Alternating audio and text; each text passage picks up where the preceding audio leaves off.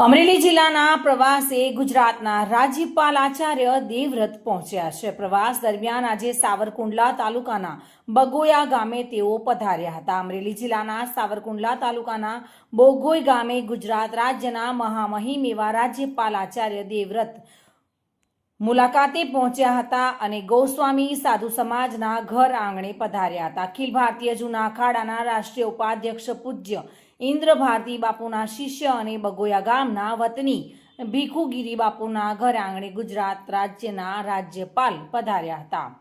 જો કે રાજ્યપાલે ગાય માતાને ગોળ ખવડાવી ગૌ સેવાને વધાવી હતી। આ તકે રાજ્યપાલે તેમના પરિવાર અને બાળકો સાથે સંવાદ કર્યો હતો તેમજ બગોયા પ્રાથમિક શાળામાં રાત્રિ રોકાણ કર્યું હતું।